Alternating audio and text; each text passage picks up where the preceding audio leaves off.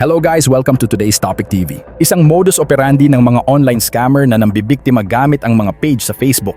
Kung mahilig ka sa murang deals online, lalo na pagdating sa mga car seat covers, doble ingat ka dapat. Isang page ang inirereklamo ngayon ng maraming netizens. Ang page na tinatawag na Dr. Leather QC. Ang kanilang modus, magpo-post sila ng mga napakagandang leather car seat covers, mukhang dekalidad, astig sa picture, at higit sa lahat, nakakaengganyo ang presyo. 1,600 lang daw per set. Kaya marami na ang nag-order. Pero heto ang nakakagulat. Pag dumating na ang parcel mo, hindi leather seat cover ang laman, kundi mga lumang pantalon. Oo, tama ang narinig nyo. Mga sirang pantalon. Minsan basahan pa nga raw ang laman ng package. Siyempre, Ano ba ito eh? Online? Ay ano? Yung online selling? siya Nakita nyo sa lang. Facebook.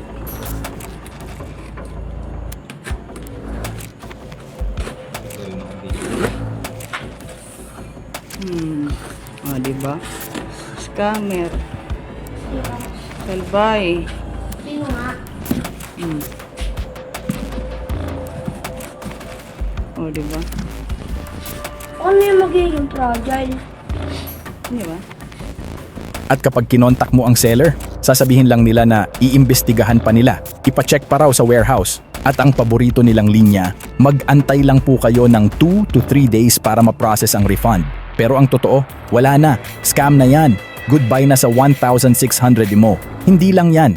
May isa pang page na konektado umano sa modus na ito, ang Miss Driveline Leathers. Parehong-pareho ng style ng panloloko. Parehong mga fake reviews, parehong magaganda ang photos pero walang totoong produkto na makakarating sa iyo. Ang masaklap pa, kapag na-deliver na ang parcel, wala ka ng habol dahil bayad na ito sa courier. At ang mga seller parang multo, hindi na sumasagot o kaya naman paulit-ulit lang ang palusot. Kaya mga kababayan, huwag basta-basta magtiwala sa murang offer online.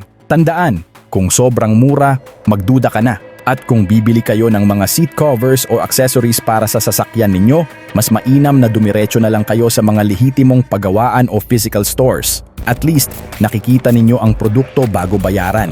I-share nyo po ang video na ito para hindi na madagdagan pa ang mga nabibiktima. At kung kayo man ay naloko na rin ng mga ganitong modus, mag-comment po kayo sa ibaba para makatulong sa iba pang viewers.